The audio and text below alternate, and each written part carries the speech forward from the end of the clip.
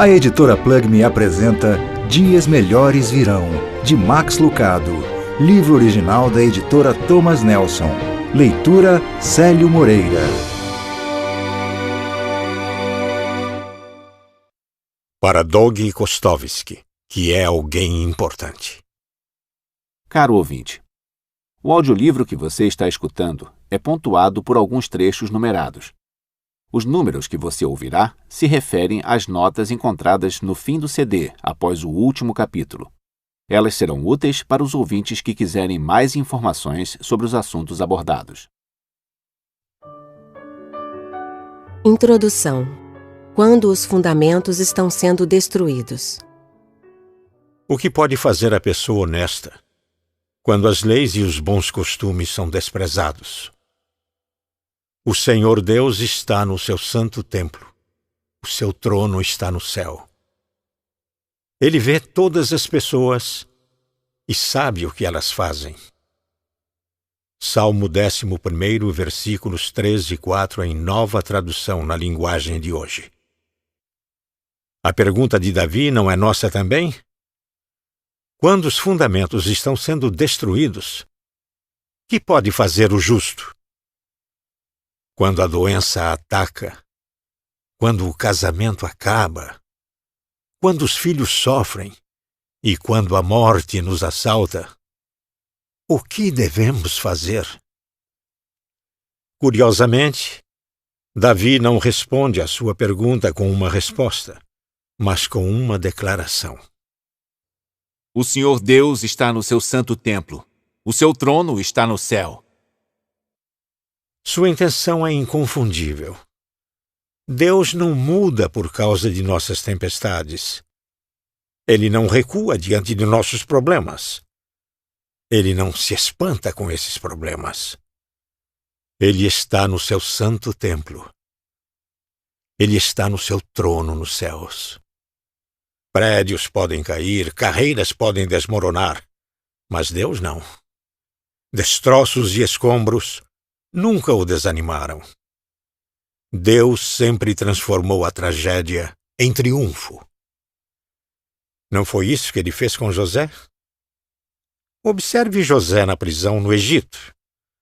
Seus irmãos o venderam. A esposa de Potifar o entregou. Se o seu mundo está desabando, o mesmo aconteceu com José.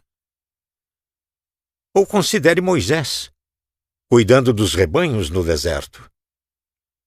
Era isso que ele pretendia fazer com sua vida? Dificilmente.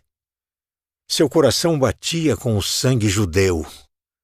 Sua paixão era liderar os escravos. Por que então Deus o deixou conduzindo ovelhas? E Daniel? O que dizer de Daniel? Ele estava entre os mais brilhantes e melhores jovens de Israel, o que equivalia a ser um cadete de uma famosa academia militar ou estudante de uma faculdade de altíssimo nível. Mas ele e toda a sua geração foram levados de Jerusalém. A cidade estava destruída. O templo estava em ruínas. José estava na prisão, Moisés estava no deserto, Daniel estava preso. Esses eram momentos tenebrosos. Quem poderia ver algo de bom neles? Quem poderia imaginar que a prisão de José era apenas um estímulo para transformá-lo no primeiro-ministro? Quem teria imaginado que Deus estava dando a Moisés um treinamento de 40 anos no deserto, por meio do qual ele lideraria o povo? E quem poderia ter imaginado que Daniel, o prisioneiro, logo seria o conselheiro do rei? Deus faz coisas assim. Ele fez com José, com Moisés, com Daniel, e principalmente, ele fez com Jesus. Em nossos momentos mais difíceis, talvez vejamos o que os seguidores de Cristo viram na cruz. A inocência sacrificada, a bondade assassinada, a fortaleza dos céus atravessada. Mães choravam, o mal dançava, e os apóstolos tinham de se perguntar: o que pode fazer a pessoa honesta quando a lei e os bons costumes são desprezados? Deus respondeu à pergunta deles com uma declaração. Com o rumor da terra e o rolar da pedra, ele os fez se lembrar. O Senhor Deus está no seu santo templo. O seu trono está no céu. E hoje devemos lembrar que ele ainda está lá. Ele ainda está no seu templo, ainda está no seu trono, ainda está no controle. E ele ainda converte prisioneiros em príncipes, cativos em conselheiros, e transforma dias difíceis em tempos de descanso. O que ele fez em situações como essas, ele voltará a fazer. Cabe a nós pedir que ele o faça. Nesta obra, faremos perguntas que nos afligem durante momentos difíceis. Quem é o nosso Deus? Onde está Deus em tudo isso? O bem pode resultar do mal? E a oração? Será que Deus realmente está nos ouvindo? Enquanto examinamos juntos essas perguntas, oro para que a paz e o entendimento de Deus toquem o seu coração e tragam cura ao seu espírito. Max Lucado.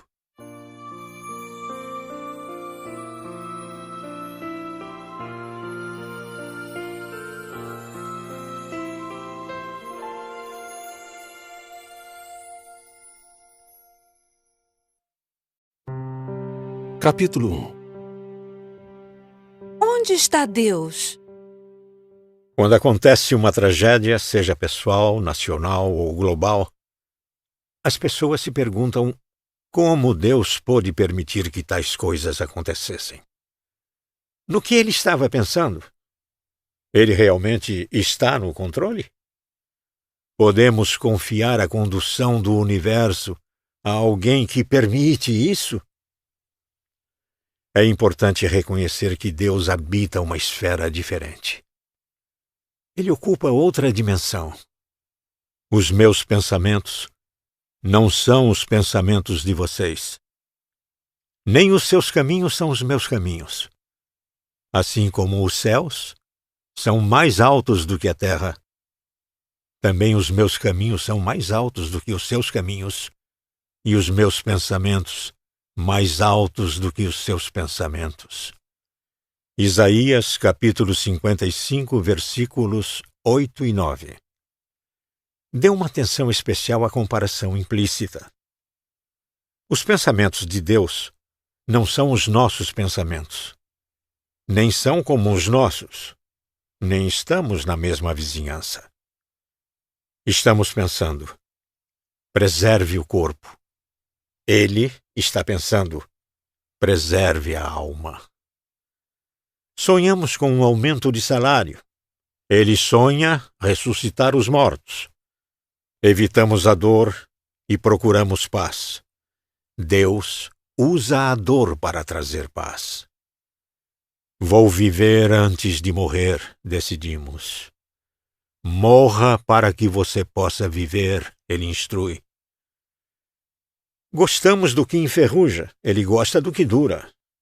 Alegramo-nos com nossos sucessos, ele se alegra com nossas confissões.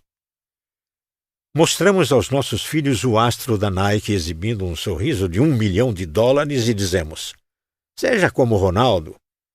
Deus aponta para o carpinteiro crucificado que tem os lábios manchados de sangue e um dos lados dilacerado e diz, seja como Cristo. Nossos pensamentos não são como os pensamentos de Deus. Nossos caminhos não são como os seus caminhos. Ele tem uma agenda diferente. Habita uma outra dimensão, vive em outro plano. Os céus declaram a glória de Deus. O firmamento proclama a obra de suas mãos. Um dia fala disso a outro dia. Uma noite o revela a outra noite. Sem discurso nem palavras, não se ouve a sua voz. Mas a sua voz ressoa por toda a terra, e as suas palavras até os confins do mundo. Salmo 19, versículos 1 e 4. A natureza é a oficina de Deus. O céu é o seu currículo. O universo é seu cartão de visita. Você quer saber quem é Deus? Veja o que ele fez. Você quer conhecer o poder de Deus? Dê uma olhada em sua criação. Está curioso para saber sobre a força de Deus? Faça uma visita à sua casa. Avenida 1 bilhão de estrelas do céu. Quer saber qual é o tamanho de Deus? Saia à noite e olhe para a luz das estrelas emitida há 1 milhão de anos. E depois leia Crônicas Segundas, capítulo 2, versículo 6. Quem é capaz de construir um templo para ele, Deus, visto que os céus não podem contê-lo, nem mesmo os mais altos céus? Ele não se contamina com a atmosfera do pecado. Não é controlado pela linha do tempo da história. Não é impedido pelo cansaço do corpo. O que controla você não controla Deus. O que preocupa você não preocupa Deus. O que cansa você não cansa Deus. A águia se incomoda com o tráfego? Não, ela voa acima dele. A baleia fica inquieta com um furacão? É claro que não. Ela mergulha abaixo dele. O leão se agita com um rato no meio de seu caminho? Não, ele pisa no rato. E quão mais Deus é capaz de voar acima e mergulhar abaixo de nossos problemas e pisar neles. O que é impossível para o homem é possível para Deus. Veja Mateus, capítulo 19, versículo 26. Nossas perguntas traem nosso entendimento. Como Deus pode estar em todos os lugares ao mesmo tempo? Quem diz que Deus está preso ao corpo? Como Deus pode ouvir todas as orações que chegam até Ele? Talvez os ouvidos de Deus sejam diferentes dos seus. Como Deus pode ser o Pai, o Filho e o Espírito Santo? É possível que o céu tenha um conjunto de leis físicas diferente do da Terra? Se as pessoas aqui da Terra não me perdoarem, até que ponto serei eu culpado diante de um Deus santo? Oh, é exatamente o contrário. Deus sempre pode conceder graça quando nós, humanos, não podemos. Foi Ele quem a inventou. Como é vital que oremos munidos do conhecimento de que Deus está no céu. Oremos com uma convicção um pouco menor e nossas orações serão tímidas, superficiais e vazias. Erga os olhos, veja o que Deus fez e observe como suas orações são estimuladas. Esse conhecimento nos dá confiança enquanto enfrentamos o futuro incerto.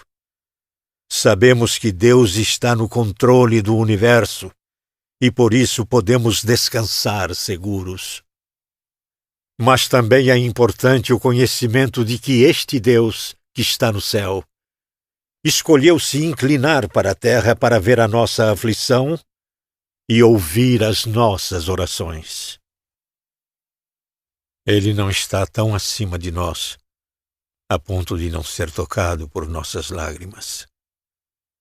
Embora não possamos ver seu propósito ou seu plano, o Senhor do céu está no seu trono e no firme controle do universo e de nossa vida. Assim, nós lhe confiamos o nosso futuro. Nós lhe confiamos a nossa vida.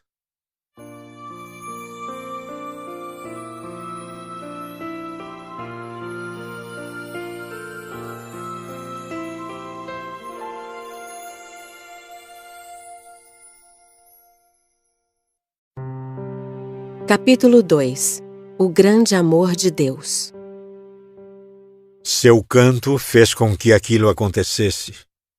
Inicialmente não notei. Não havia motivos para que eu percebesse algo. As circunstâncias eram comuns. Um pai buscava a filha de 6 anos em uma reunião de escoteiras. Sara gosta da associação de escoteiros. Ela gosta dos prêmios que ganha e do uniforme que usa. Ela entrou no carro e me mostrou seu novo distintivo e alguns biscoitos que haviam acabado de sair do forno. Virei à rua, coloquei sua música preferida e voltei minha atenção para questões mais complicadas que envolviam agendas e obrigações. Mas pouco depois de entrar no labirinto do pensamento, voltei. Sara estava cantando.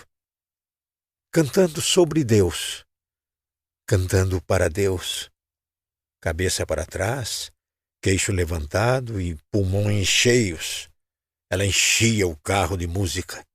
As harpas do céu pararam para ouvir. Aquela é minha filha? Ela parece mais velha. Parece mais velha, mais alta e até mais bonita. Será que dormi e perdi alguma coisa? O que aconteceu com as bochechas gorduchas? O que aconteceu com o rostinho e os dedinhos grossos? Ela está se tornando uma jovem. Cabelos loiros caem sobre seus ombros. Os pés estão balançando sobre o banco. Em algum lugar durante a noite, uma página foi virada e... Bem, olhe para ela. Se você é pai ou mãe, sabe o que quero dizer. Ainda ontem, seu filho usava fraldas. Hoje ele quer as chaves do carro. De repente, seu filho está na metade do caminho para ir para a faculdade e estão acabando suas chances de demonstrar seu amor por ele. E por isso você fala. Foi o que fiz. A música parou e Sara parou. Eu ejetei a fita, pus minha mão no ombro dela e disse: Sara, você é muito especial. Ela se virou e sorriu de modo tolerante.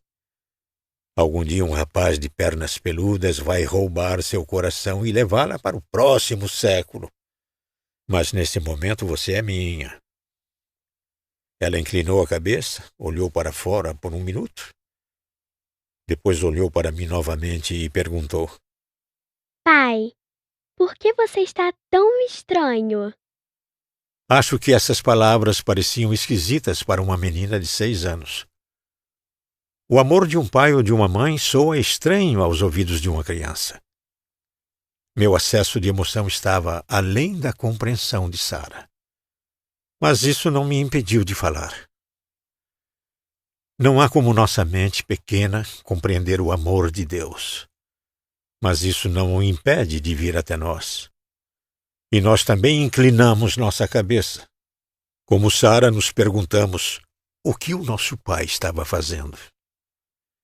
Do berço em Belém à cruz em Jerusalém, pensamos no amor do nosso pai.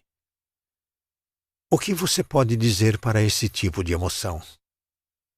Ao descobrir que Deus preferiria morrer a viver sem você, qual é a sua reação? Como você pode começar a explicar tal paixão? Se você fosse o apóstolo Paulo, não poderia. Você não faz afirmações, não dá explicações. Você faz algumas perguntas. Essas perguntas não são novas para você. Você já as fez antes. À noite você as fez. Nos momentos de raiva, você as fez. O diagnóstico de um médico as trouxe à tona, assim como a decisão no tribunal, o telefonema do banco e as tragédias incompreensíveis que ocorrem em nosso mundo. As perguntas são exames da dor, do problema e da circunstância. Não, as perguntas não são coisas novas, mas talvez as respostas sejam. Se Deus é por nós, quem será contra nós? Romanos, capítulo 8, versículo 31. A pergunta não é simplesmente quem será contra nós.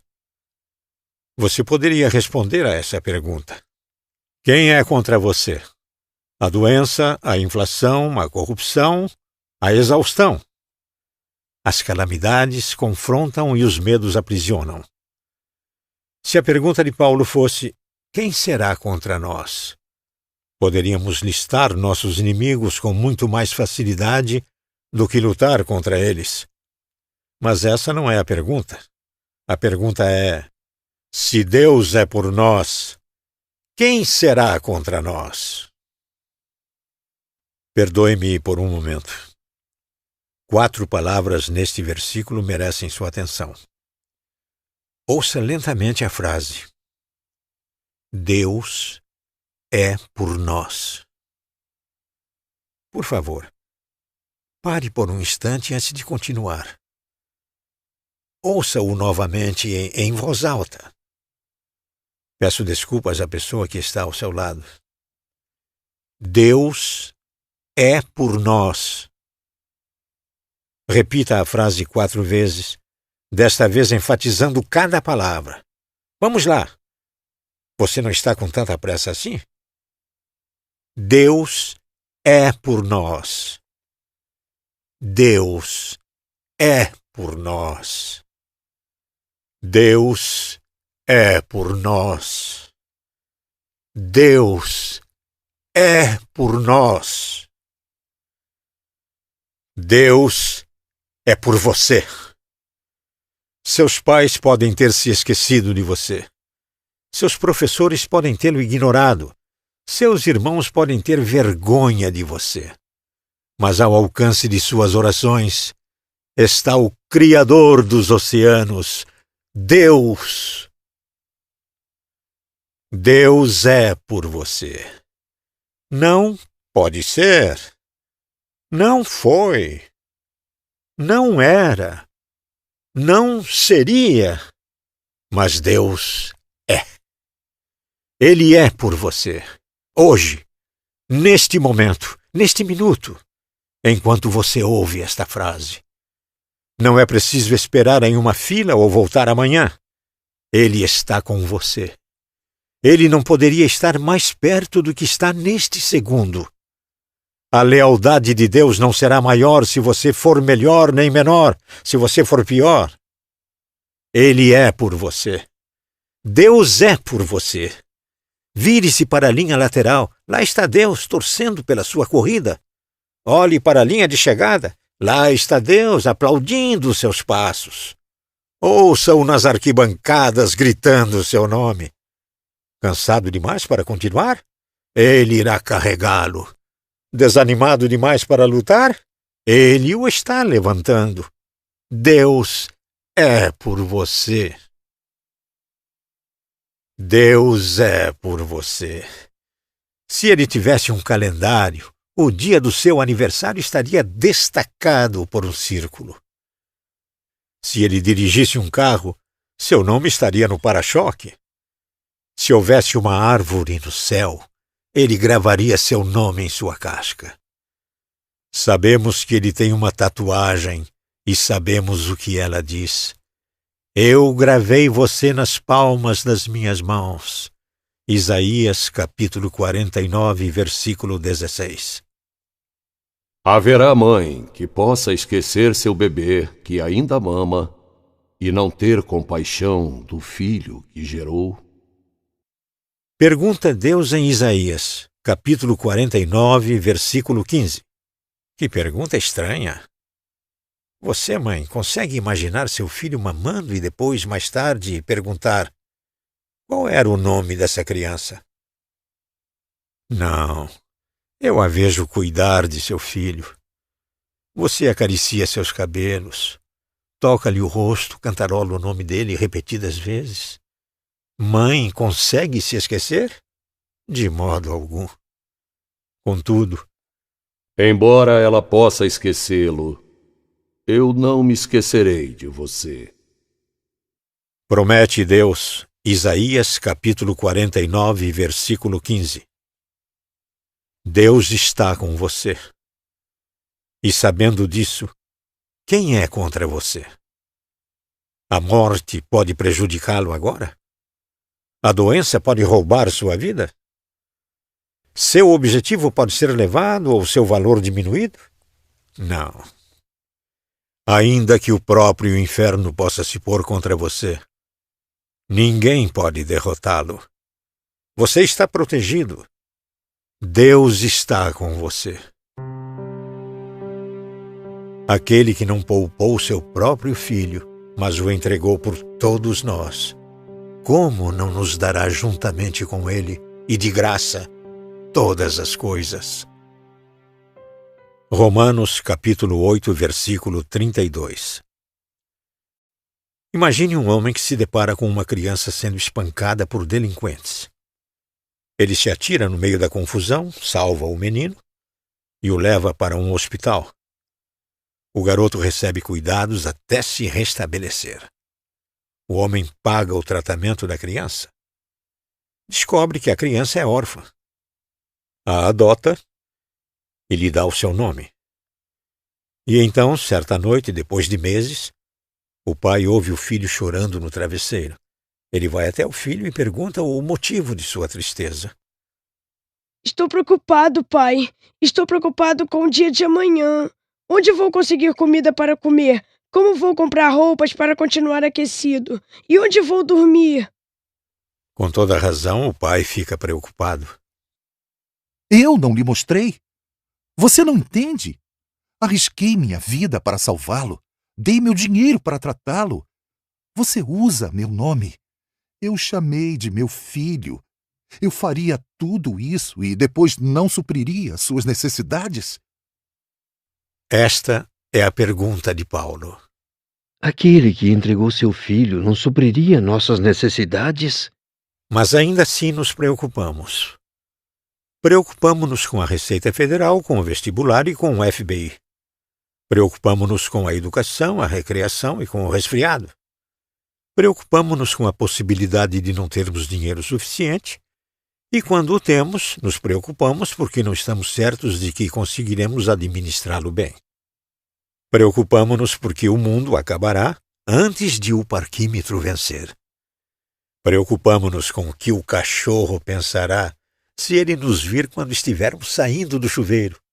Preocupamo-nos porque algum dia descobriremos que aquele iogurte light engordava. Agora me diga honestamente, Deus salvou você para que você se preocupasse?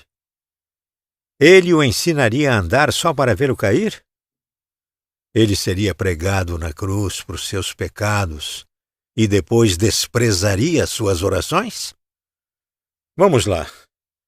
As Escrituras estão nos provocando quando dizem: por que a seus anjos ele dará ordens a seu respeito para que o protejam em todos os seus caminhos? Salmo 91, versículo 11. Não creio que estejam. Quem nos separará do amor de Cristo? Romanos 8, versículo 35. Aí está. Esta é a pergunta. Aqui está o que queremos saber. Queremos saber até quando o amor de Deus durará. Deus realmente nos ama para sempre? Não só no domingo de Páscoa, quando nossos sapatos estão lustrados e nosso cabelo arrumado. Quero saber, lá no íntimo, todos queremos saber, não é mesmo? Como Deus se sente em relação a mim quando sou um idiota? Não quando estou animado, confiante e pronto para lidar com a fome do mundo. Nessa hora, não. Sei como ele se sente com relação a mim em momentos como esses. Até eu gosto de mim nessas ocasiões. Quero saber como ele se sente com relação a mim quando sou ríspido com qualquer coisa que se move, quando meus pensamentos são terríveis, quando minha língua está afiada o suficiente para cortar uma pedra. Como ele se sente em relação a mim nesses momentos. E quando coisas ruins acontecem, Deus se preocupa? Ele me ama em meio ao medo? Ele está comigo quando o perigo está à espreita? Deus deixará de me amar? Esta é a questão. Esta é a preocupação. Oh, você não diz. Você nem pode saber. Mas eu posso vê-lo em seu rosto. Posso ouvi-lo em suas palavras. Será que exagerei nesta semana? Na última terça-feira, quando bebi vodka até não conseguir andar. Na última quinta-feira, quando meus negócios me levaram a um lugar que não tinha nada a ver. No último verão, quando amaldiçoei o Deus que me criou, enquanto eu estava em pé ao lado do túmulo do filho que ele me deu. Será que fui longe demais? Esperei demais? Falhei demais? Estava duvidoso demais? Com medo demais? Irado demais com a dor neste mundo? É isso que queremos saber. Quem nos separará do amor de Cristo? Deus respondeu a nossa pergunta antes que a formulássemos. Para que víssemos sua resposta, Ele iluminou o céu com uma estrela. Para que a ouvíssemos, Ele encheu a noite de um coral. E para que crêssemos, Ele fez o que nenhum homem jamais sonhou. Ele se fez carne e habitou entre nós. Ele pôs sua mão no ombro da humanidade e disse: Você é muito especial. Sem estar limitado pelo tempo, Ele nos vê a todos. Desde o lugar mais remoto da Virgínia ao centro empresarial de Londres. Desde os vikings aos astronautas. Desde os moradores de cavernas aos reis. Desde os construtores de cabanas aos mestres de obras. Ele nos vê. Errantes e maltrapilhos, Ele nos viu antes de nascermos. Ele ama o que vê. Transbordando de emoção, vencendo o orgulho, o Criador das estrelas se vira para nós, um por um, e diz: Você é meu filho. Eu o amo muito. Sei que algum dia você se afastará de mim e irá embora. Mas quero que você saiba que já estabeleci um caminho de volta.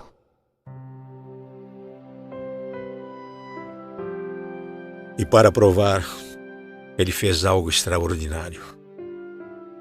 Deixando seu trono, Ele tirou seu manto de luz e se revestiu de pele, da pele humana pigmentada. A luz do universo entrou em um ventre escuro e molhado. Aquele a quem os anjos adoram aconchegou-se na placenta de uma camponesa. Nasceu na noite fria e depois dormiu sobre o feno destinado a uma vaca. Maria não sabia se lhe dava leite ou louvor, mas lhe deu ambas as coisas, uma vez que ele estava, até onde ela podia imaginar, com fome e era santo. José não sabia se o chamava de Júnior ou pai, mas no final ele o chamou de Jesus, seguindo as palavras do anjo e reconhecendo não ter a mínima ideia do nome que deveria dar a um Deus que ele poderia embalar nos braços. Nem Maria nem José foram tão diretos como minha Sara em suas palavras. Mas você não acha que a cabeça dele se inclinou e a mente se perguntou: Afinal, o que você está fazendo, Deus? Ou melhor, Deus, o que você está fazendo no mundo? Alguma coisa pode me fazer parar de amar você? Pergunta Deus. Escuta falar a sua língua, dormir na sua terra e sentir as suas dores. Veja o Criador da visão e do som, enquanto ele espirra, tosse e assoa o nariz. Você me pergunta se eu entendo como você se sente? Olhe nos olhos alegres da criança em Nazaré. É Deus indo para a escola. Pense na criancinha à mesa de Maria. É Deus derramando o leite. Você se pergunta: até quando o meu amor durará? Encontre sua resposta em uma cruz cheia de lascas, em uma colina escarpada. Sou eu, seu Criador, seu Deus, que você vê lá em cima. Transpassado por cravos e jorrando sangue, todo cuspido e molhado pelo pecado. É o seu pecado que estou sentindo. É a sua morte que estou morrendo. É a sua ressurreição que estou vivendo. Isso é o quanto eu amo você. Alguma coisa pode nos separar? Pergunta o filho primogênito. Ouça a resposta e firme seu futuro nas palavras de Paulo.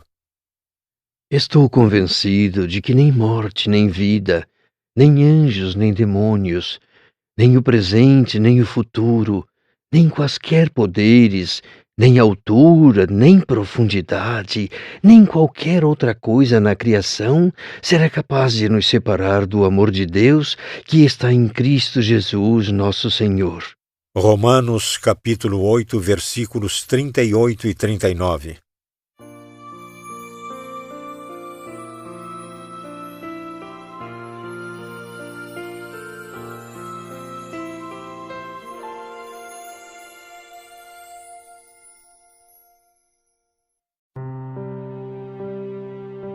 Capítulo 3. Com os olhos no Pai. É 2 vezes melhor para nós pensarmos em Deus do que pensarmos em qualquer outra pessoa ou coisa. Deus quer que comecemos e terminemos nossas orações pensando nele. Quanto mais focados estivermos nas coisas lá do alto, mais inspirados estaremos aqui na terra. Ampliar. Ao ampliar um objeto, você o aumenta para que possa entendê-lo. Quando ampliamos Deus, fazemos o mesmo. Aumentamos nossa consciência acerca dele para que possamos entendê-lo melhor. É exatamente isso que acontece quando adoramos. Tiramos nossa mente de nós mesmos e a colocamos em Deus. A ênfase está nele. Gosto do modo como a última frase da oração do Senhor é traduzida na The Message, a mensagem. Mateus, capítulo 6, versículo 13. Você está no comando. Você pode fazer o que quiser. Você resplandece na beleza. Sim, sim, sim. Poderia ser mais simples. Deus está no comando. Este conceito não é estranho para nós. Quando o garçom do restaurante lhe traz um hambúrguer frio e um refrigerante quente, você quer saber quem é o chefe dele. Quando um camarada jovem quer impressionar sua namorada, ele a leva à loja de conveniência onde ele trabalha e diz, com orgulho, toda noite, das 5 às 10, eu sou o chefe aqui.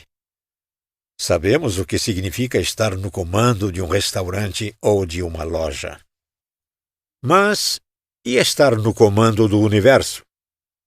É isso que Jesus declara.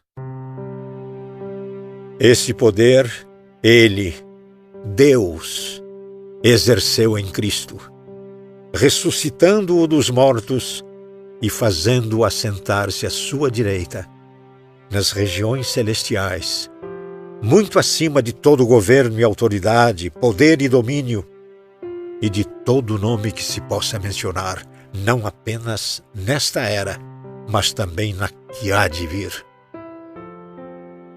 Deus colocou todas as coisas debaixo de seus pés e o designou cabeça de todas as coisas para a igreja. Efésios, capítulo 1, versículos 20 e 22. Há muitos exemplos acerca da autoridade de Jesus, mas só mencionarei um de meus favoritos. Jesus e os discípulos estão em um barco atravessando o mar da Galileia. Uma tempestade surge de repente, e o que era calmo fica violento. Ondas terríveis se levantam do mar e batem na embarcação.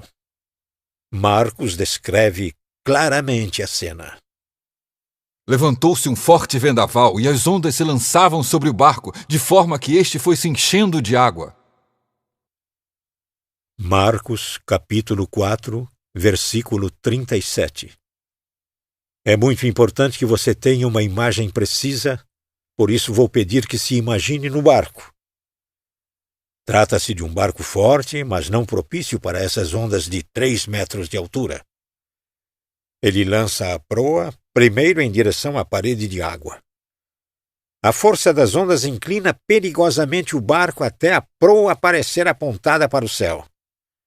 E quando você começa a temer que o barco vire para trás, ele se lança para frente e cai no vale de outra onda. Inúmeras mãos se unem às suas para agarrar o mastro. Todos os seus companheiros de barco estão com a cabeça molhada e os olhos arregalados. Você tenta ouvir uma voz que traga calma, mas tudo o que ouve são gritos e preces. De repente lhe ocorre uma coisa. Falta alguém? Onde está Jesus? Ele não está no mastro. Ele também não está agarrado a canto algum. Onde ele está? Então você ouve algo, um barulho, um som deslocado. Era como se alguém estivesse roncando. Você se vira e olha, e lá está Jesus, enrolado na popa do barco, dormindo. Você não sabe se fica surpreso ou furioso. Então sente ambas as coisas. Como ele pode dormir em um momento como esse? Ou, como perguntaram os discípulos: Mestre, não te importas que morramos?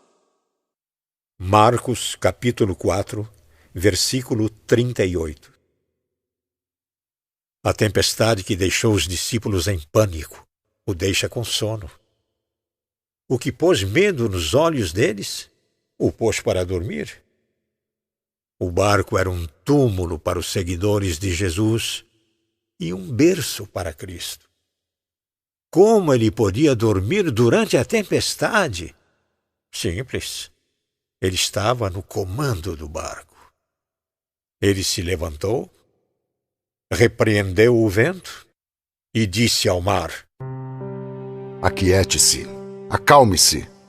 O vento se aquietou e fez-se completa bonança. Então perguntou aos seus discípulos: Por que vocês estão com tanto medo? Ainda não têm fé? Marcos, capítulo 4, versículos 39 e 40. Incrível! Ele não entoa um mantra ou balança uma varinha mágica. Nenhum anjo é chamado. Nenhuma ajuda é necessária. O mar enfurecido se acalma no mesmo instante. Uma calma imediata.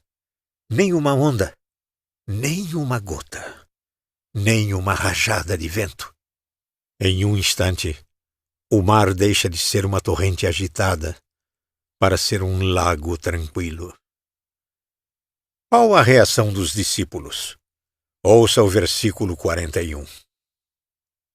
Eles estavam apavorados e perguntavam uns aos outros: Quem é este que até o vento e o mar lhe obedecem?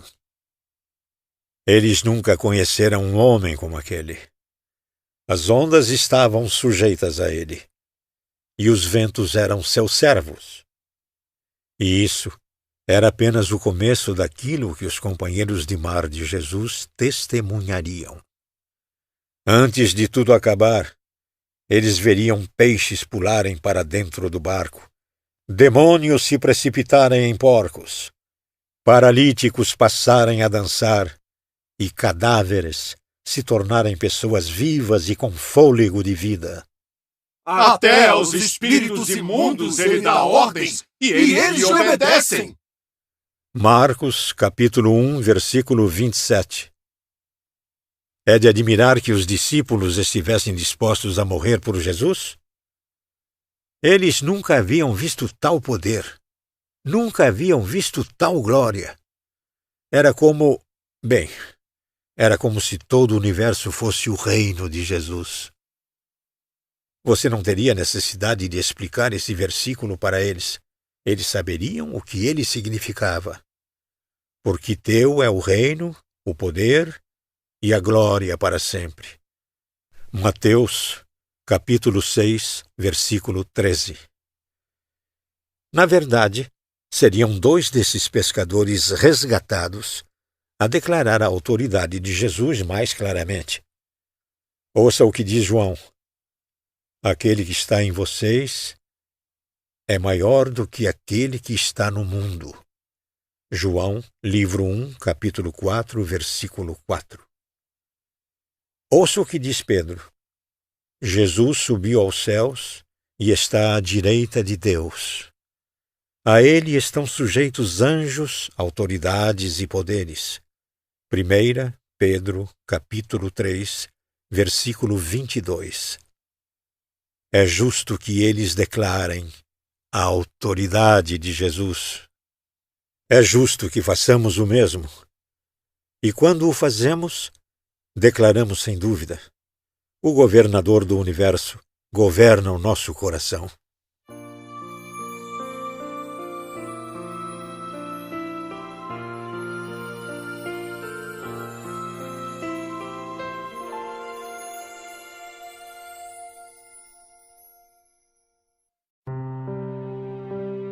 Capítulo 4. O bem triunfa. Como Deus pode permitir que o mal traga destruição e perda à nossa vida? Por que Ele não nos protege dos que cometem atos pecaminosos e maus? Nosso coração dói, nossas perguntas se agitam, e não obstante, vimos a bondade surgir da tragédia e da dor. Feitos heróicos, a compaixão abnegada, um senso de comunidade do tipo todos por um. De algum modo, em meio a algo mal, a bondade luta para prevalecer. É de fato possível que algo mal pudesse acabar por ser usado para o bem? Para responder a essa pergunta, temos de olhar para trás, para o começo do próprio mal. 2 vezes nas Escrituras, a cortina do tempo se abre e nos é concedido um vislumbre da aposta mais insensata da história. Satanás era um anjo que não estava contente de estar perto de Deus. Ele tinha de estar acima de Deus. Lúcifer não estava satisfeito em prestar adoração a Deus. Queria ocupar o trono de Deus. De acordo com Ezequiel, não havia entre os anjos alguém que tivesse a beleza e a maldade de Satanás. Você era o modelo da perfeição, cheio de sabedoria e de perfeita beleza. Você estava no Éden, no jardim de Deus. Todas as pedras preciosas o enfeitavam. Caminhava entre as pedras fulgurantes. Você era inculpável em seus caminhos, desde o dia em que foi criado até que se achou maldade em você. Ezequiel, capítulo 28, versículos 12 e 15. Os anjos, como os humanos, foram criados para servir e adorar a Deus. Foi dado aos anjos, como aos humanos, o livre arbítrio. Do contrário, como eles poderiam adorar? Tanto Isaías como Ezequiel descrevem um anjo mais poderoso do que qualquer humano, mais belo do que qualquer criatura, porém mais tolo do que qualquer ser que já tenha existido. Seu orgulho foi a razão de sua queda. A maioria dos estudiosos aponta Isaías, capítulo 14, versículos 13 e 14, como a descrição da queda de Lúcifer. Subirei aos céus, erguerei o meu trono acima das estrelas de Deus. Eu me assentarei no monte da Assembleia, no ponto mais elevado do Monte Santo. Subirei mais alto que as mais altas nuvens. Serei como o Altíssimo. Você não pode perder a cadência de arrogância nas palavras. Subirei, erguerei, me assentarei, subirei, serei. Uma vez que tentou ser como Deus, Satanás se afastou de Deus e passou a história tentando convencer-nos a fazer o mesmo. Não foi essa a estratégia que ele usou com Eva? Vocês serão como Deus, ele prometeu.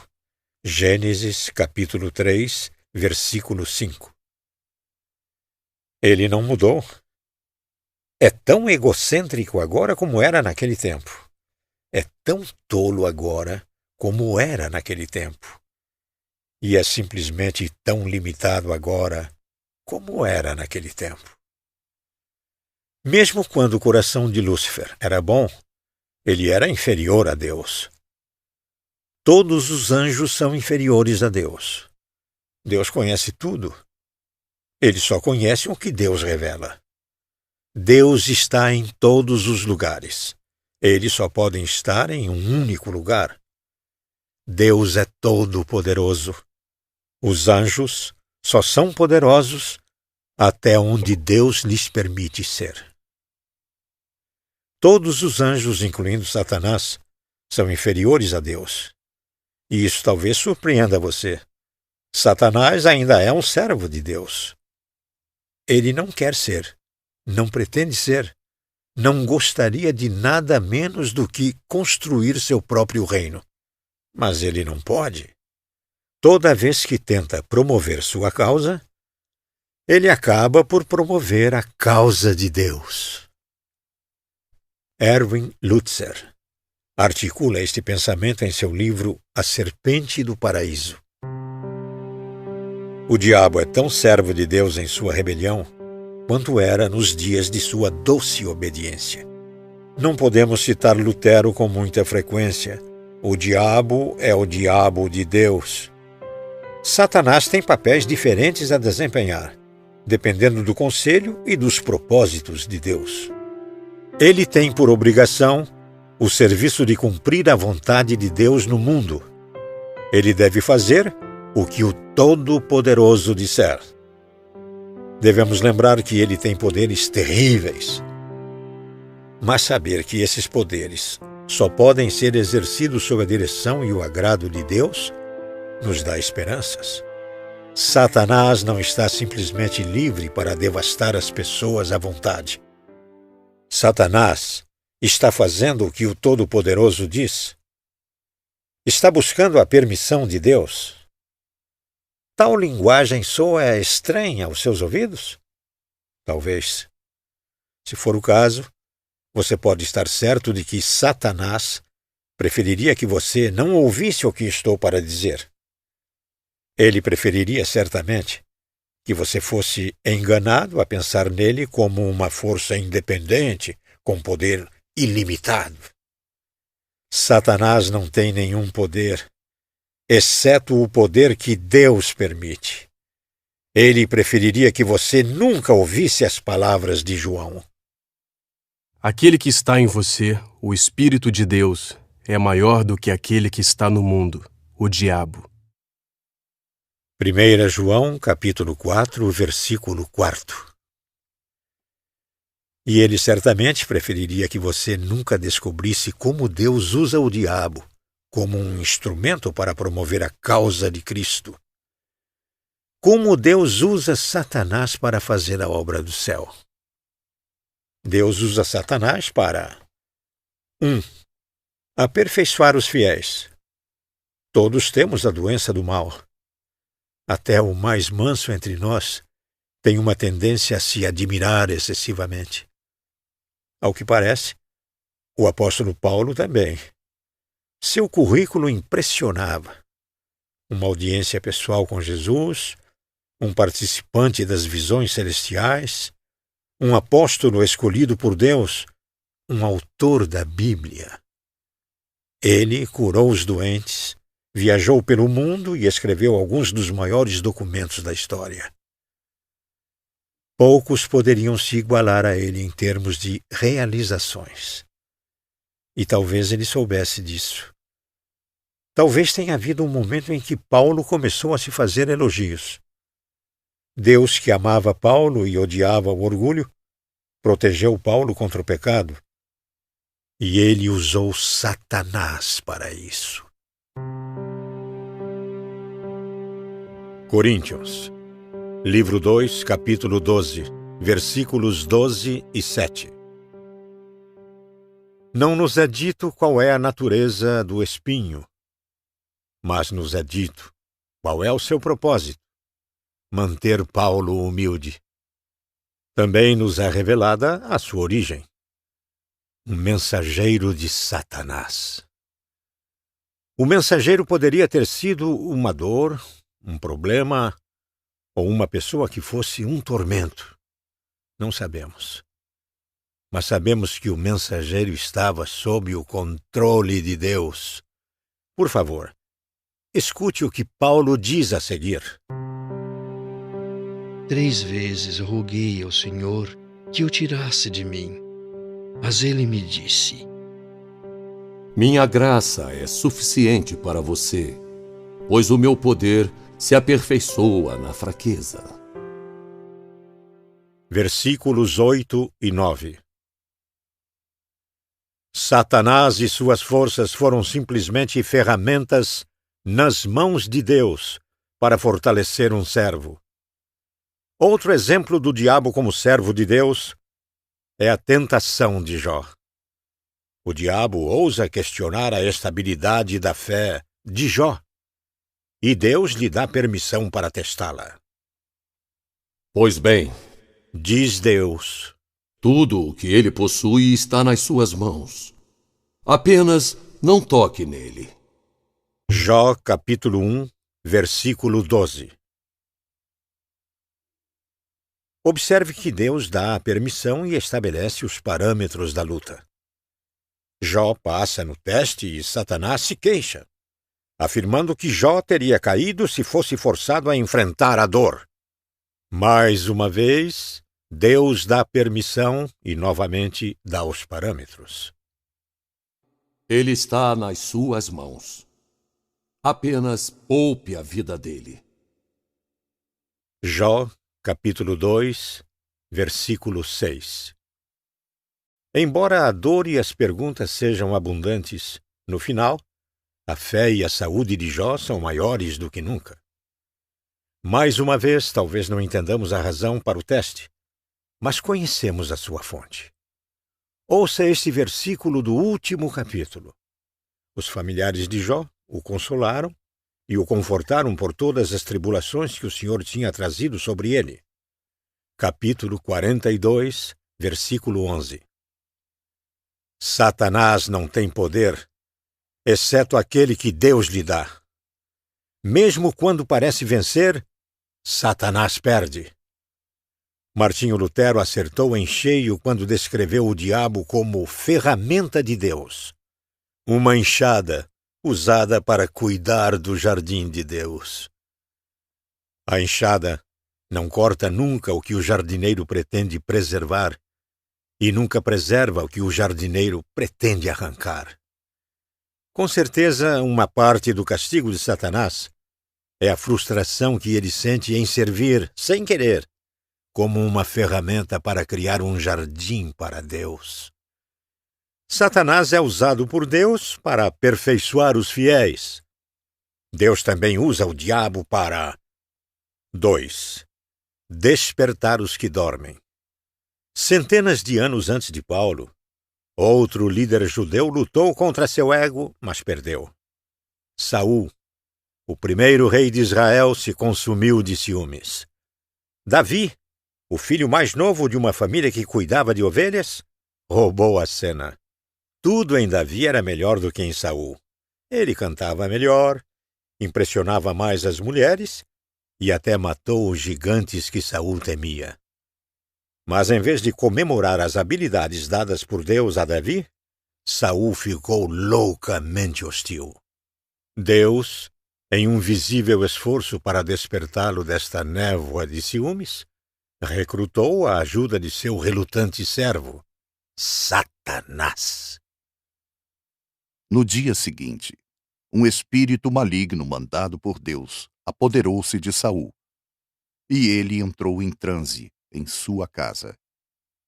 1 Samuel, capítulo 18, versículo 10. Observe um princípio sério. Há momentos em que o coração fica tão duro e os ouvidos tão insensíveis que Deus nos leva a sofrer as consequências de nossas escolhas.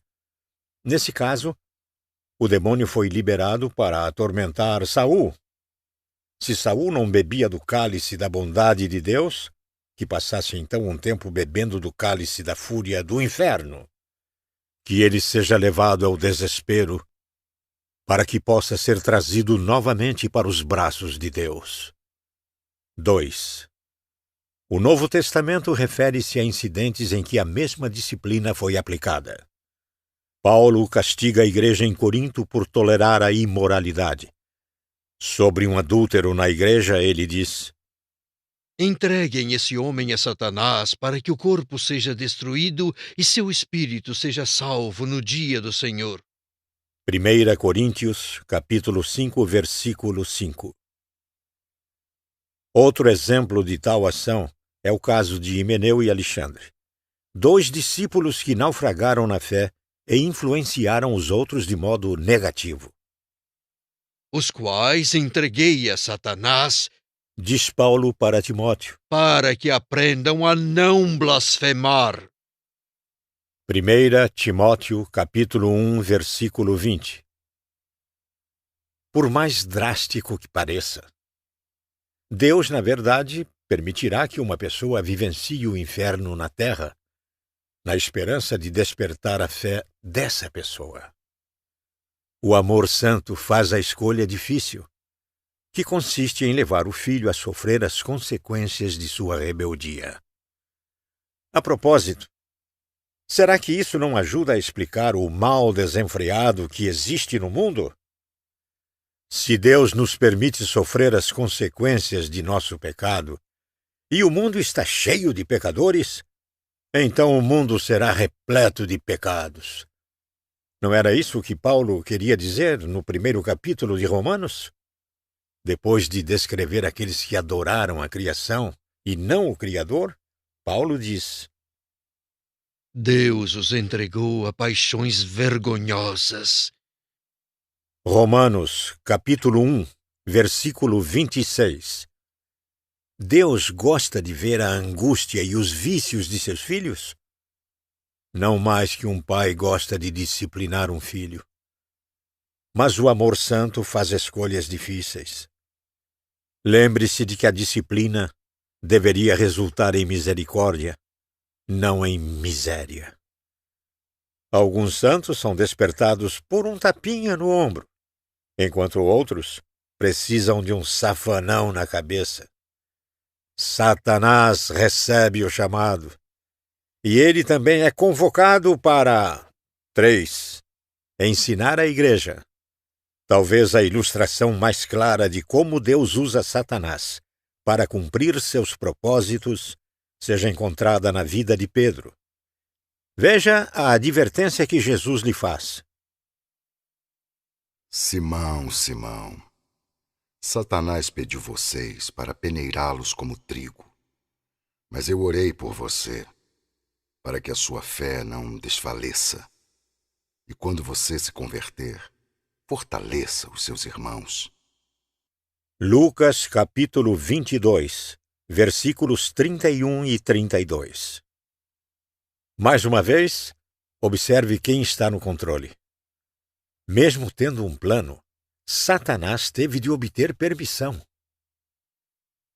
Foi-me dada toda a autoridade nos céus e na terra, explicou Jesus, e esta é a prova. Mateus, capítulo 28, versículo 18. O lobo não pode chegar à ovelha sem a permissão do pastor. E o pastor só permitirá o ataque se a longo prazo a dor compensar o ganho. O propósito deste teste é prover um testemunho para a igreja. Jesus estava permitindo que Pedro passasse por uma provação para que ele pudesse encorajar seus irmãos. Talvez Deus esteja fazendo o mesmo com você. Deus sabe que a igreja precisa de testemunhos vivos do seu poder.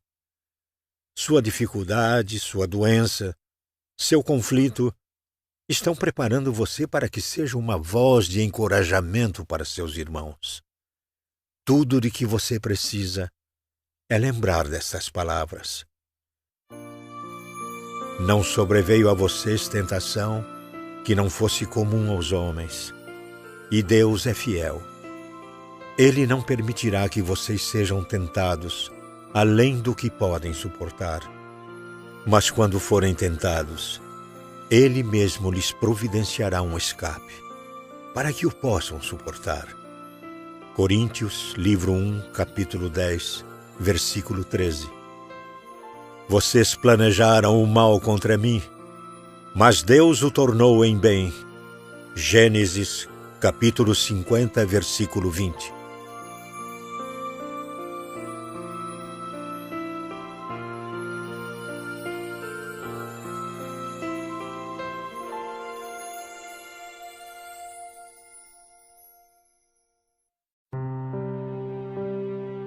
Capítulo 5. O gosto amargo da vingança. Justiça ou vingança?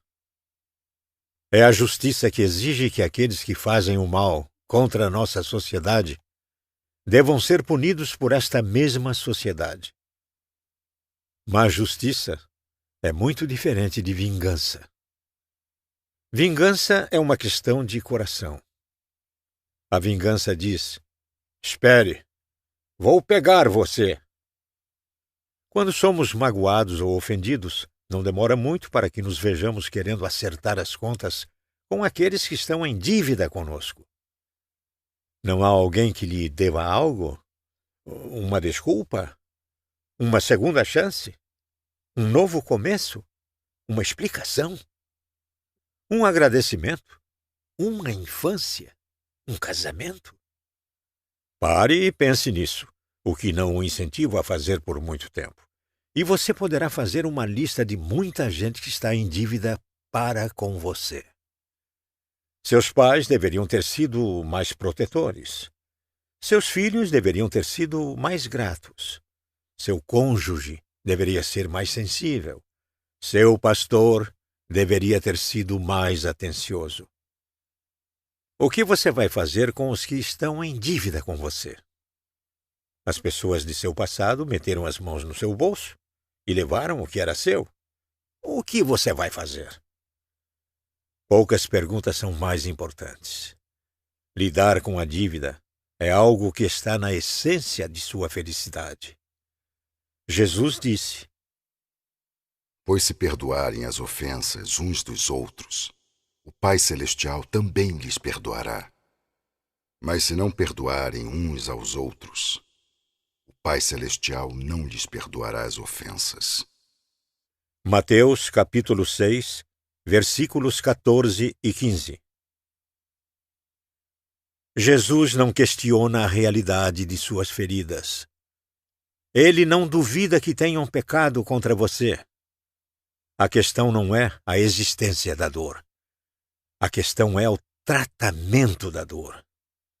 O que você vai fazer com suas dívidas? O escritor Dale Carnegie fala sobre uma visita ao Yellowstone Park, em que viu um urso pardo. O grande animal estava no centro de uma clareira, alimentando-se de coisas que eram deixadas no campo. Por vários minutos, ele se regalou sozinho. Nenhuma criatura ousava se aproximar. Alguns minutos depois, um gambá atravessou a campina em direção à comida e se acomodou ao seu lado. O urso não protestou. E Carnegie soube por quê. O urso pardo, disse ele, sabia como era alto o preço de se vingar. 1. Seríamos inteligentes se aprendêssemos a fazer o mesmo. Ajustar contas é algo que custa caro. Para começar, você paga um preço que envolve seu relacionamento com outras pessoas. Você já percebeu nos filmes de faroeste como o caça-recompensas viaja sozinho? Não é difícil entender por que isso acontece. Quem quer andar com um sujeito que ajusta contas para ganhar a vida? Quem quer se arriscar a tê-lo como inimigo? Mais de uma vez ouvi um homem despejar a sua raiva. Ele achava que eu estava ouvindo, quando na verdade eu estava pensando. Espero nunca fazer parte de sua lista. Que tipos briguentos esses caça-recompensas. Melhor deixá-los sozinhos. Ande com gente irritada e você poderá ser atingido por uma bala perdida. Acertar dívidas é uma ocupação solitária. É também uma ocupação prejudicial à saúde. Você paga um preço alto fisicamente.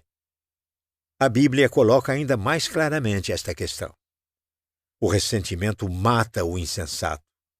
Jó, capítulo 5, versículo 2. Isso me faz lembrar de uma velha conversa de Amos e Andy. Amos pergunta o que é aquela garrafinha que Andy está usando em volta do pescoço. Nitroglicerina. Ele responde. Espantado por ver que Andy estava usando um colar de nitroglicerina, Amos pede uma explicação. Andy fala sobre um colega que tinha o péssimo hábito de bater no peito das pessoas enquanto estava falando. Isso me deixa louco. Diz Andy. Estou usando essa nitroglicerina porque da próxima vez em que ele me bater, vou explodir seu dedo. Andy não é o primeiro a se esquecer que, ao tentar se vingar, você se machuca. Jó estava certo quando disse. Você que se dilacera de ira. Jó, capítulo 18, versículo 4. Você já percebeu que descrevemos as pessoas que nos aborrecem como pessoas que enchem a paciência? A que paciência estamos nos referindo? Com certeza, não a delas. Somos nós que sofremos. Se estiver interessado em ajustar contas, você nunca descansará. Como isso se dá? Para começar, seu inimigo talvez nunca chegue a pagar o que deve. Por mais que você pense que mereça uma desculpa, pode ser que quem lhe deve desculpa não concorde com tal avaliação. O racista talvez nunca se arrependa. O chauvinista talvez nunca mude. Por mais que você tenha argumentos em sua busca por vingança, talvez essa justiça nunca lhe dê nada. E se você ganhar algo, isso lhe bastará? Pensemos de fato nisso. Até onde a justiça é suficiente? Imagine seu inimigo por um instante. Imagine-o amarrado a uma coluna para ser chicoteado. O homem de braços fortes que está com o chicote se vira para você e pergunta: quantas chicotadas? E você dá um número. O chicote bate, o sangue se espalha e o castigo é infligido. Seu inimigo cai ao chão e você vai embora. Você está feliz agora? Sente-se melhor? Está em paz? Talvez por um tempo, sim. Mas logo outra lembrança virá à tona e outra chicotada será necessária. Quando tudo isso termina? Isso para. Quando você leva a sério as palavras de Jesus. Pois se perdoarem as ofensas uns dos outros, o Pai Celestial também lhes perdoará. Mas se não perdoarem uns aos outros, o Pai Celestial não lhes perdoará as ofensas. Mateus, capítulo 6, versículos 14 e 15. Trata-me como trato o meu próximo. Você está ciente de que é isso que está dizendo para o seu pai? Dá-me o que dou a ele. Concede-me a mesma paz que concedo aos outros. Deixa-me desfrutar da mesma tolerância que ofereço. Deus irá tratá-lo como você trata os outros. Você gostaria de ter paz? Então, pare de infernizar o seu próximo. Quer desfrutar da generosidade de Deus? Então deixe que os outros desfrutem da sua. Gostaria de ter convicção de que Deus o perdoa? Acho que você sabe o que precisa fazer.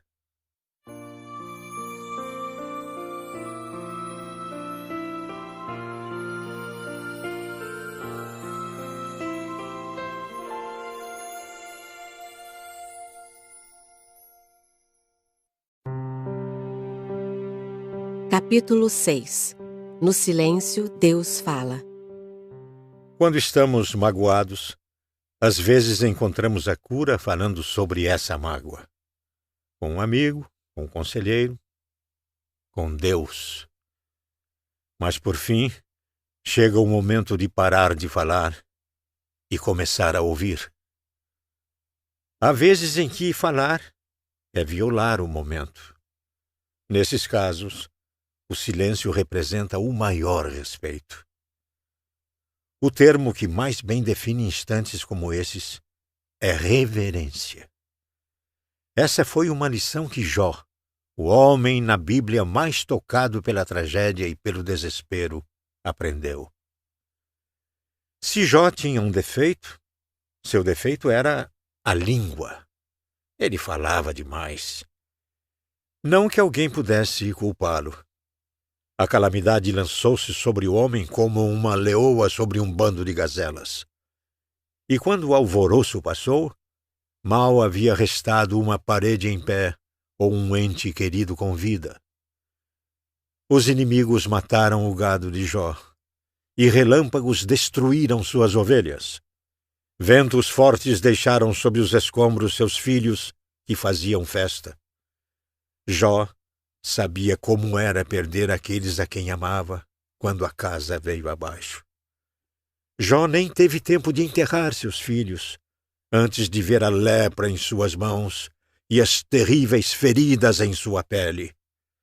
Sua esposa, ainda que muito compassiva, lhe disse: amaldiçoe a Deus e morra.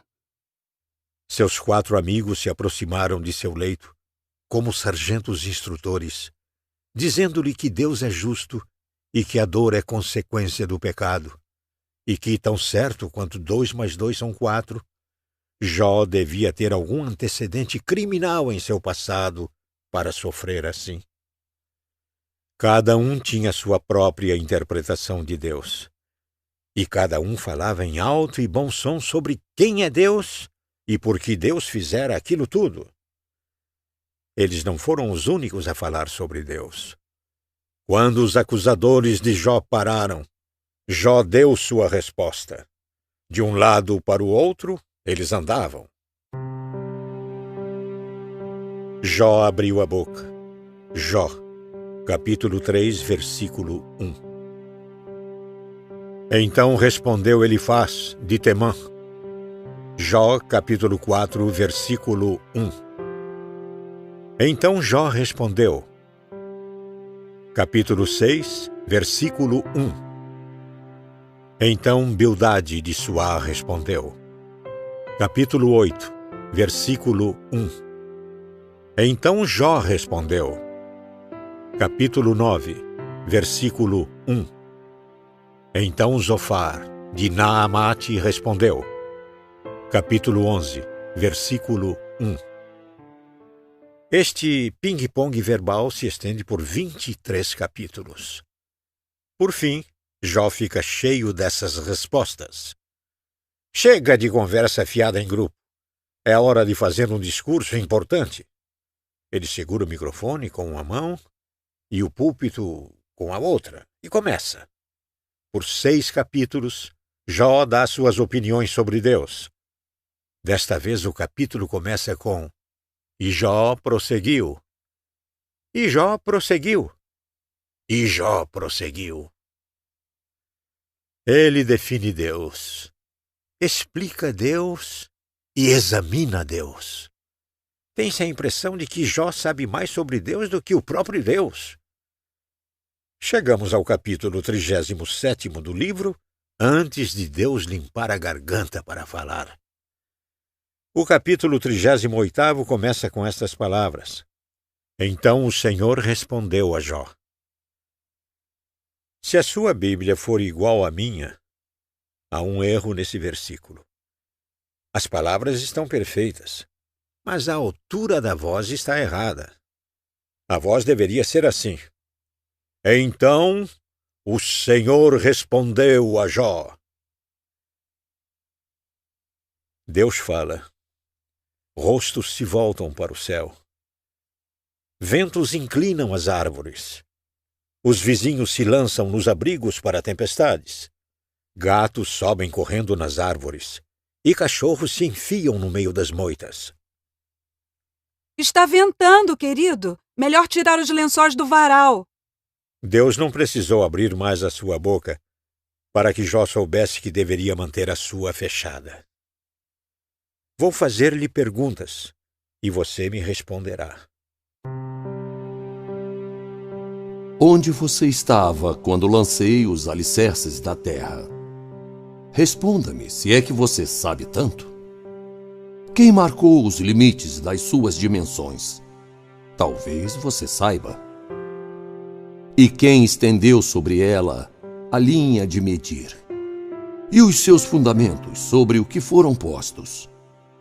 E quem colocou sua pedra de esquina enquanto as estrelas matutinas juntas cantavam e todos os anjos se regozijavam? Capítulo 38, versículos 3 e 7.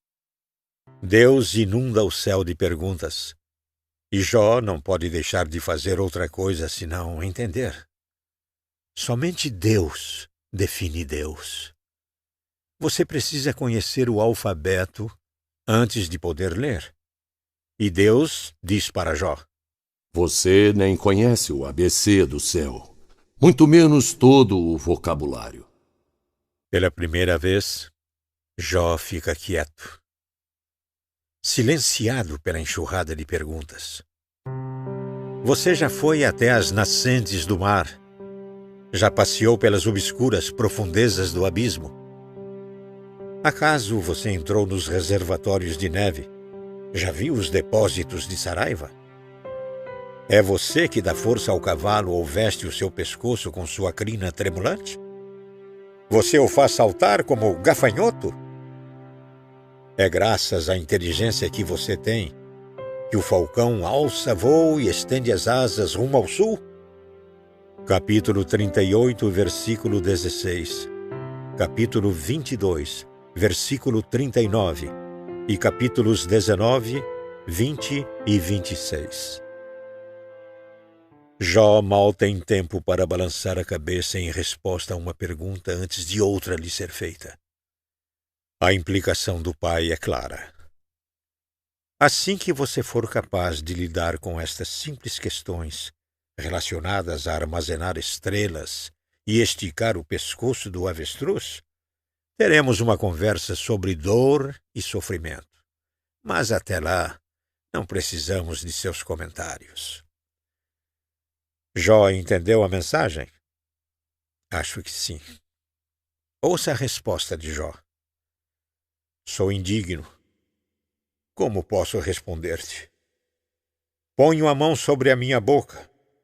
Capítulo 40, versículo 4. Observe a mudança. Antes de ouvir Deus, Jó não conseguia falar o suficiente. Depois de ouvir Deus, ele não conseguia falar nada. O silêncio era a única resposta adequada. Houve um tempo na vida de Thomas Camps em que ele também cobriu sua boca. Ele havia escrito muita coisa sobre o caráter de Deus. Mas um dia, Deus o confrontou com tamanha graça santa que daquele momento em diante, todas as palavras de Camps passaram a parecer palha. Ele deixou de lado a caneta e nunca mais escreveu outra linha. Ele pôs a mão sobre sua boca. O termo usado para tais momentos é reverência. Jesus ensinou-nos a orar com reverência, ao exemplificar para nós o santificado seja o teu nome. Essa frase é uma petição, não uma declaração. Um pedido, não um anúncio. Sê santificado, Senhor. Faze o que for preciso para ser santo em minha vida. Ocupa o teu legítimo lugar no trono. Exalta-te, engrandece-te, glorifica-te. Sê, Senhor, e eu ficarei em silêncio. A palavra santificado vem da palavra santo, e a palavra santo significa separar. A origem da palavra pode ser remontada a uma palavra antiga que significa cortar. Ser santo, então, é estar acima da norma, ser superior, ser extraordinário. O santo habita um nível diferente daquele em que o restante de nós vive. O que nos assusta não o assusta. O que nos preocupa não o preocupa. Sou mais um apreciador da terra firme do que um marinheiro, mas já andei de barco suficiente para saber qual é o segredo para encontrar terra em meio a uma tempestade. Você não mira outro barco. É claro que não fita as ondas. Tem em perspectiva um objeto não afetado pelo vento, uma luz na praia, e vai em direção a ela. A luz não é afetada pela tempestade. Ao buscar Deus, você faz o mesmo. Quando você tem em perspectiva o nosso Deus, se concentra naquele que vence qualquer tempestade que a vida pode trazer. Como Jó, você encontra paz na dor. Como Jó, você cobre sua boca e fica quieto. Parem de lutar. Saibam que eu sou Deus. Salmo 46, versículo 10. Esse versículo contém um mandamento com uma promessa. Qual o mandamento? Parem de lutar. Cubram a boca. Dobrem os joelhos. Qual a promessa? Vocês saberão que eu sou Deus.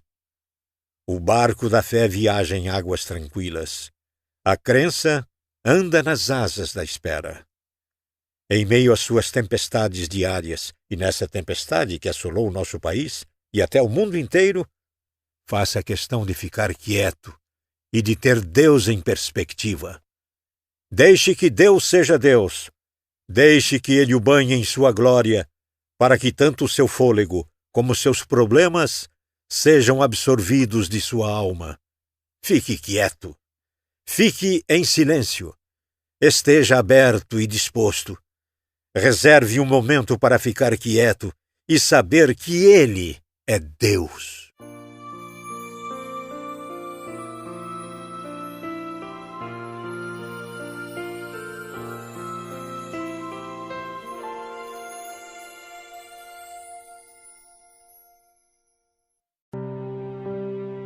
Capítulo 7. Na tempestade, oramos. Quando acontecem desastres, o espírito humano responde estendendo a mão para ajudar aqueles que são afetados. As pessoas ficam em filas para doar sangue. Milhões de dólares são doados para ajudar vítimas e suas famílias. Equipes de resgate trabalham por horas intermináveis. Mas o esforço mais essencial é realizado por outra equipe valente. Sua tarefa? Guardar e envolver o mundo com oração. Aqueles que oram mantêm vivas as fogueiras da fé. Na maioria dos casos, nem sabemos seus nomes. Foi o que aconteceu com uma pessoa que orou em um certo dia há muito tempo. Seu nome não é importante. Seu aspecto é imaterial. Seu sexo não vem ao caso. Seu título é irrelevante. Essa pessoa é importante não por conta de quem foi, mas sim pelo que fez. Ela foi até Jesus em nome de um amigo. Seu amigo estava doente e Jesus poderia ajudar. Era preciso que alguém fosse até Jesus. Por isso, esse alguém foi. Outros se preocupavam com o homem doente em outros sentidos. Alguns levavam comida, outros ofereciam tratamento, outros ainda consolavam a família. Cada papel foi importante. Cada pessoa foi útil. Mas ninguém foi mais vital do que aquele que foi até Jesus.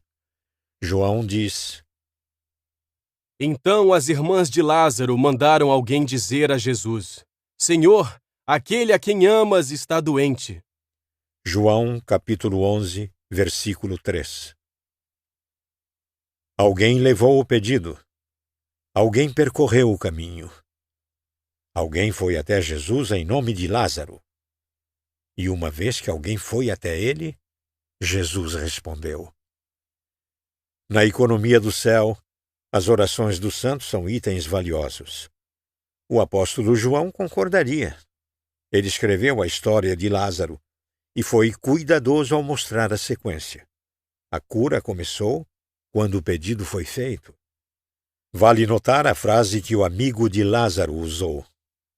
Ao falar para Jesus sobre a doença, ele disse: Senhor, aquele a quem amas está doente. Ele não baseou seu apelo no amor imperfeito de quem estava necessitado, mas no amor perfeito do Salvador. Ele não disse: aquele que o ama está doente. Ele disse: aquele a quem amas está doente. O poder da oração, em outras palavras, não depende daquele que faz a oração, mas daquele que a escuta. Podemos e devemos repetir a frase de diversas formas.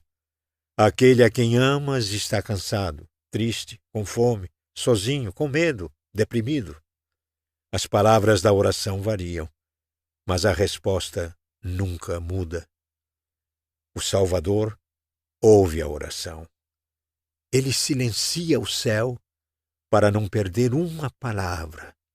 Ele ouve a oração. Você se lembra da frase do Evangelho de João? Ao ouvir isso, Jesus disse: Essa doença não acabará em morte.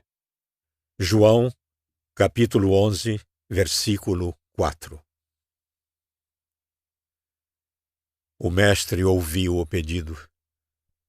Jesus parou tudo o que estava fazendo e prestou atenção nas palavras do homem. Esse mensageiro anônimo foi ouvido por Deus. Você e eu vivemos em um mundo barulhento. Conseguir a atenção de alguém não é uma tarefa fácil. A pessoa deve estar disposta a pôr tudo de lado para ouvir, abaixar o rádio, afastar-se do monitor, dobrar a beira da página e deixar o livro de lado. Quando alguém está disposto a silenciar qualquer outra coisa para poder nos ouvir claramente, isso é um privilégio. Na verdade, um raro privilégio. Por isso, a mensagem de João é importante. Você pode conversar com Deus porque Ele ouve. Sua voz é importante no céu. Ele o leva muito a sério. Quando você está na presença de Deus, os servos se viram para você para ouvir sua voz. Você não precisa ter medo de ser ignorado. Ainda que você gagueje ou tropece, ainda que o que tem a dizer não impressione ninguém, Deus irá se impressionar. Ele vai ouvir. Ele ouve a súplica aflita dos idosos na casa de repouso. Ouve a confissão brusca de um prisioneiro no corredor da morte. Quando os alcoólatras pedem misericórdia, quando o cônjuge procura direção, quando o empresário sai da rua e entra na capela, Deus ouve. Com atenção, com cuidado. As orações são estimadas como joias preciosas. Purificadas e capacitadas, as palavras sobem uma deliciosa fragrância até o nosso Senhor. Da mão do anjo subiu diante de Deus a fumaça do incenso. Apocalipse, capítulo 8, versículo 4. Incrível! Suas palavras não param até que cheguem ao trono de Deus. Basta um chamado e a esquadrilha do céu aparece. Sua oração na terra aciona o poder de Deus no céu. Você é esse alguém no reino de Deus. Suas orações levam Deus a transformar o mundo. Você talvez não entenda o mistério da oração. Não precisa entendê-lo. Mas tudo isso está claro. As ações no céu começam quando alguém ora na terra. Que pensamento maravilhoso! Quando você fala, Jesus ouve. E quando Jesus ouve, o mundo é transformado. Tudo porque alguém orou.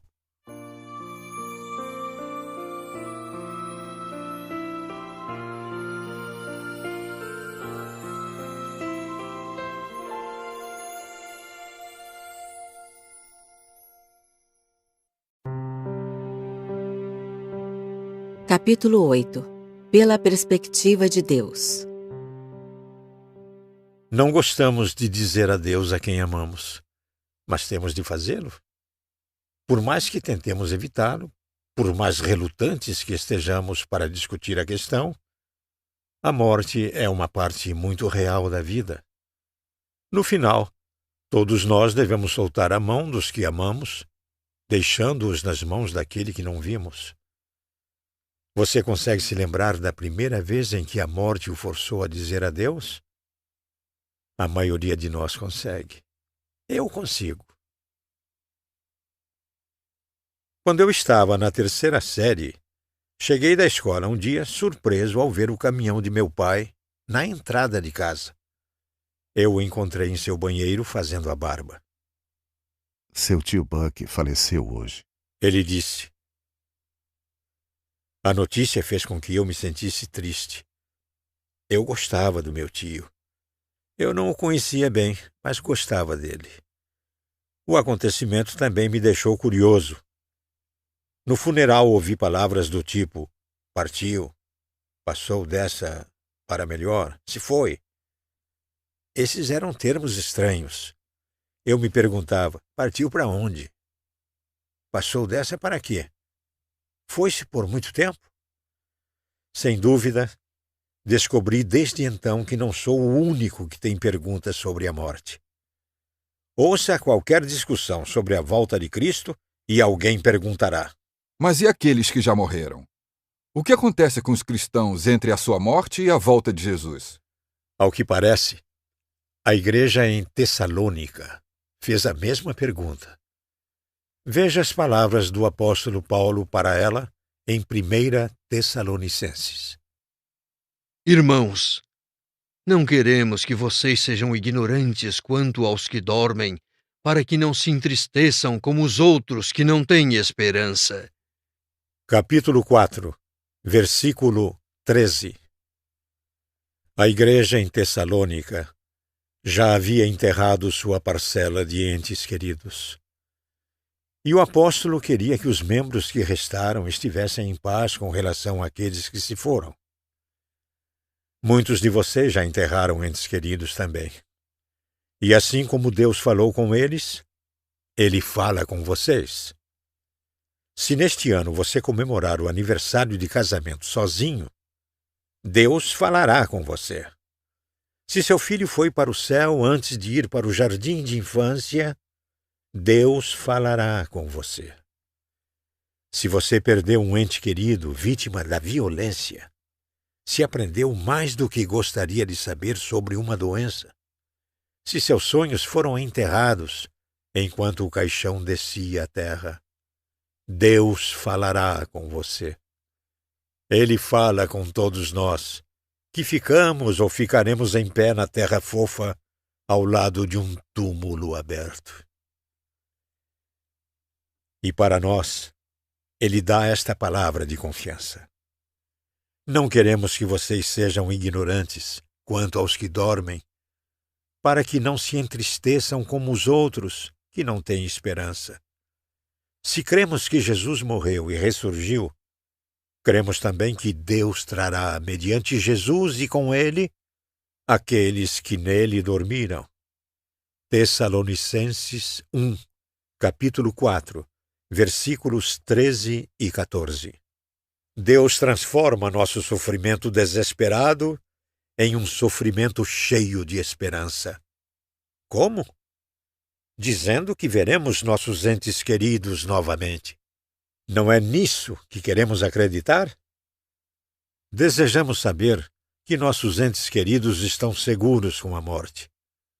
Desejamos a certeza restabelecida de que a alma vai imediatamente ficar com Deus. Mas temos coragem de acreditar nisso? Podemos acreditar nisso? Segundo a Bíblia, podemos. A Bíblia, surpreendentemente, é reservada com relação a esta fase de nossa vida. Ao falar sobre o período entre a morte e a ressurreição do corpo, a Bíblia não grita, ela apenas sussurra. Mas na confluência desses sussurros, ouve-se uma voz firme. Essa voz autoritária assegura-nos que na morte, o cristão imediatamente entra na presença de Deus e desfruta de uma comunhão consciente com o Pai e com aqueles que foram antes dele. De onde tiro essas ideias? Ouça alguns dos sussurros. Porque para mim, o viver é Cristo e o morrer é lucro.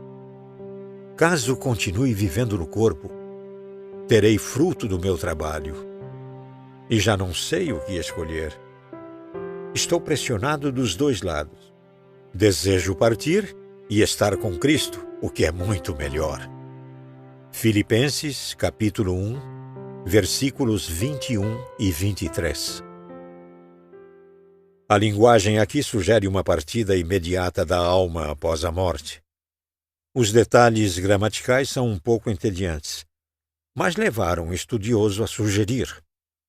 O que Paulo está dizendo aqui é que no momento em que ele parte ou morre, nesse momento, ele está com Cristo.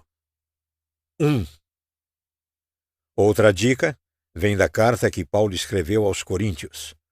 Talvez você já tenha ouvido a frase estar ausentes do corpo e habitar com o Senhor. Paulo usou-a pela primeira vez em Coríntios, livro 2, capítulo 5, versículo 8. Preferimos estar ausentes do corpo e habitar com o Senhor. Não gostamos de dizer adeus àqueles a quem amamos.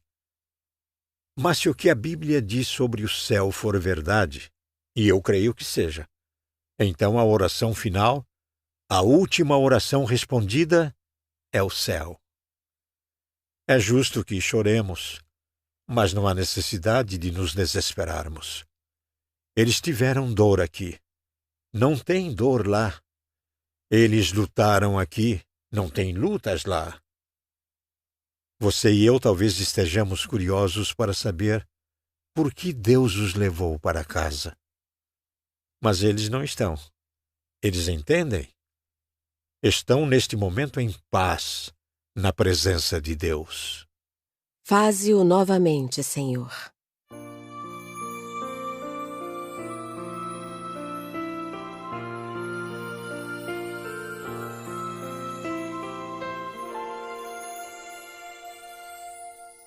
Uma oração para os momentos de aflição.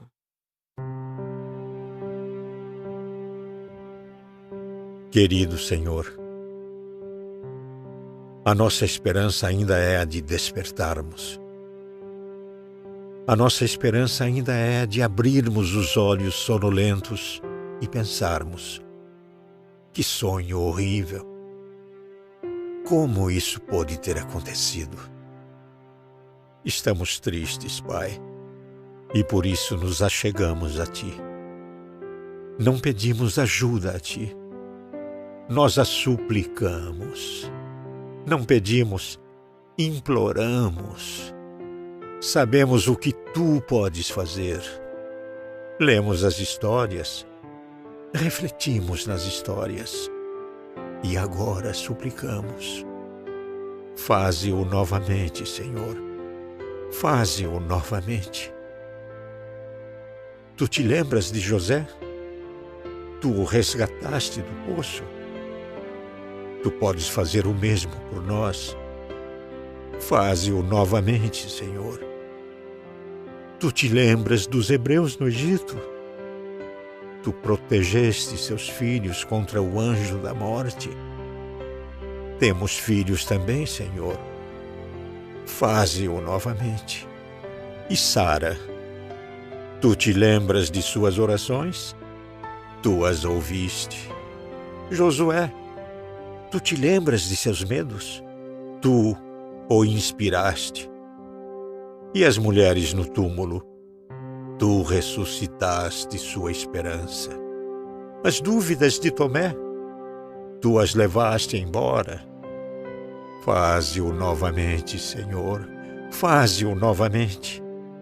De cativo, tu transformaste Daniel em um conselheiro do rei. Tomaste Pedro, o pescador, e o fizeste Pedro, o apóstolo. Por causa de ti, Davi deixou de conduzir ovelhas para conduzir exércitos.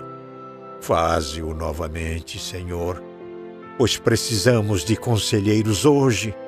Precisamos de apóstolos, precisamos de líderes. Faze-o novamente, querido Senhor. Sobretudo, faze novamente o que fizeste no Calvário, o que vimos nesta tragédia. Tu viste ali naquela sexta-feira. A inocência acabou. Deus estava sofrendo. Mães estavam chorando. O mal estava dançando. Assim como as sombras caíram sobre nossos filhos, a escuridão caiu sobre o teu filho. Assim como o nosso mundo se despedaçou, o Filho da eternidade foi traspassado. Faze-o novamente, Senhor. E ao anoitecer, a canção mais doce do céu foi o silêncio, enterrado atrás de uma pedra. Mas tu não hesitaste, ó Senhor, tu não hesitaste. Depois de seu filho permanecer por 3 dias em um buraco escuro, tu rolaste a pedra, bradaste na terra e transformaste a sexta-feira mais escura no domingo mais brilhante. Faze-o novamente, Senhor. Transforma este Calvário em Páscoa. Obrigado por estas horas de oração. Que a tua misericórdia seja sobre todos os que sofrem. Concede àqueles que nos conduzem uma sabedoria que vá além de seus anos e experiência. Tem misericórdia das almas que partiram e dos feridos que ficaram. Dá-nos graça para que possamos perdoar e fé para que possamos crer. E olha com bondade para a tua igreja. Por 2000 anos, tu a tens usado para curar um mundo ferido. Faze-o novamente, Senhor. Faze-o novamente. Por meio de Cristo. Amém. 1.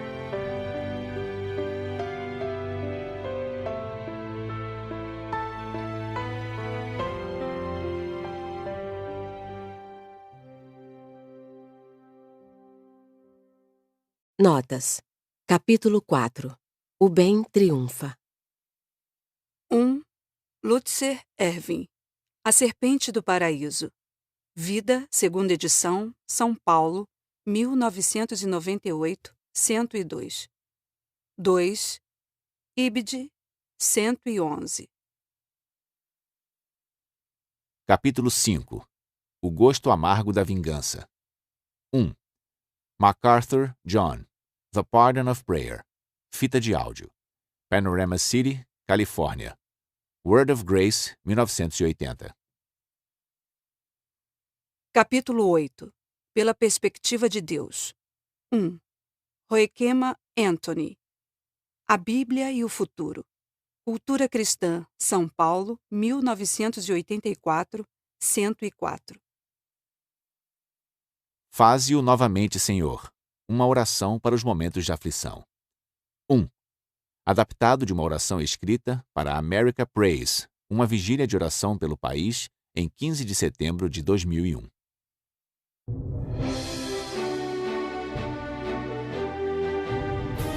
Você acabou de ouvir um audiolivro da editora Plug Me.